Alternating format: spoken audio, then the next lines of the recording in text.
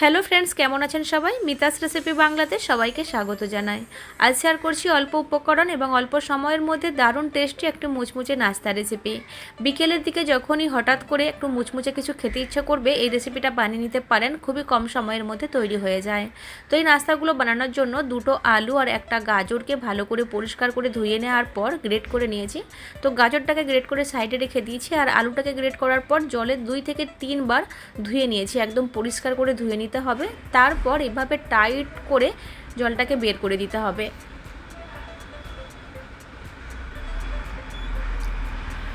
তো সব আলুগুলোই চেপে আমি খুব ভালো করে জলটা বের করে দিয়েছি। এখন নিয়ে নিয়েছি একটা মিক্সিং বোল। এখন এই বোলের মধ্যে গ্রেট করা আলু আর গাজর অ্যাড করে দেব। তারপর এর মধ্যে অ্যাড করে দিচ্ছি 1 বাটি একদম মিহি করে কুচিয়ে নেওয়া বাঁধাকপি। চাইলে বাঁধাকপিটা গ্রেট করেও নিতে পারেন, আবার যদি কিছু সবজি না থাকে শুধুমাত্র আলু দিয়েও বানিয়ে নিতে পারেন। তবে যদি সবজি থাকে অবশ্যই অ্যাড করবেন, এতে করে বাচ্চাদের কিছুটা সবজিও খাওয়ানো যাবে।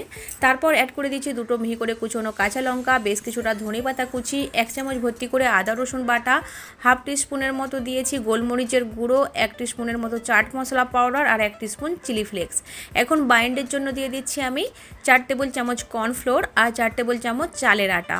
এতে করে নাস্তাগুলো অনেক বেশি ক্রিস্পি মুচমুচে হবে। এখন স্বাদ মতো নুন দিয়ে দিলাম, আর নিয়েছি এখানে একটা কাঁচা ডিমটা ফাটিয়ে অ্যাড করে দেব। যদি ডিম খেতে না চান তাহলে ডিম ছাড়াও বানিয়ে নিতে পারেন। এখন এই সব কিছুকে ভালো করে একটু চেপে চেপে মেখে নেব। আর জল দেওয়ার দরকার নেই, আলু গাজর বাঁধাকপি থেকে যে জলটা বেরোবে ওই জলের মধ্যেই খুব ভালো করে মাখা হয়ে যাবে। তো আমি এখানে ডিম ব্যবহার করেছি। আপনি যদি ডিম ব্যবহার না করেন তাহলে অল্প একটু জলের প্রয়োজন পড়তেও পারে, তাহলে বুঝে অ্যাড করবেন।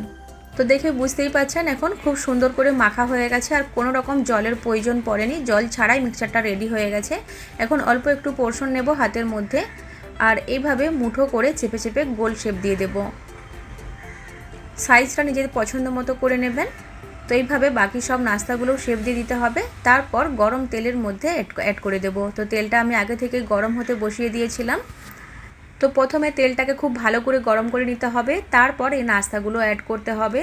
আর অ্যাড করার পর শুরুর দিকে 2 থেকে 3 মিনিটের মতো গ্যাসের ফ্লেম হাইতে রাখবো, যাতে করে নাস্তাগুলো খুব তাড়াতাড়ি সেট হয়ে যায়, যাতে করে নাস্তাগুলো ভেঙে যাওয়ার চান্স একদমই থাকবে না। উপরের দিকে এইভাবে একটু তেল ছিটিয়ে দেবো, যাতে করে উপরের দিকগুলো একটু একটু সেট হয়ে যায়। আর যখনই নিচের দিক থেকে খুব ভালো করে সেট হয়ে যাবে, হালকা একটু কালার চলে আসবে, উল্টে দেবো অপর সাইডগুলো ভাজার জন্য। আর গ্যাসের ফ্লেমটাকে এই সময় একটু মিডিয়াম করে দেব, যাতে করে নাস্তাগুলো ভেতর পর্যন্ত খুব ভালো করে কুক হতে পারে, যাতে কোথাও কাঁচা না থেকে যায়। আর একটু সময় নিয়ে নাস্তাগুলো ভাজা করতে হবে। মোটামুটি একটা ব্যাচ ফ্রাই করার জন্য 8 মিনিটের মতো সময় লেগে যাবে। তো এই নাস্তাগুলো ভাজার জন্য খেয়াল রাখবেন, নাস্তাগুলো অ্যাড করার পর শুরুর দিকে 3 থেকে 4 মিনিটের মতো গ্যাসের ফ্লেম হাই রাখবেন। যখনই ভালো করে সেট হয়ে যাবে, ভেঙে যাওয়ার চান্স থাকবে না, গ্যাসের ফ্লেম মিডিয়াম করে দিয়ে একটু সময় নিয়ে নাস্তাগুলোকে ভেজে নেবেন। এতে করে বেশি মুচমুচে আর একটু বেশি ক্রিস্পি হবে। তো এখন সুন্দর করে ভাজা হয়ে গেছে, দেখতেই পাচ্ছেন। তেল থেকে তুলে একটা বড় জালের মধ্যে নিয়ে নিয়েছি, যাতে করে এক্সট্রা তেলটা বেরিয়ে যেতে পারে। তারপর আমি এটাকে সার্ভ করে নিচ্ছি টমেটো কেচাপের সাথে। তো খুবই সিম্পল এবং কম সময়ের মধ্যেও বানিয়ে নিতে পারবেন। অবশ্যই একবার ট্রাই করে দেখতে পারেন, খেতেও দারুণ টেস্টি হয়। আশা করছি আজকের রেসিপি ভালো লেগেছে।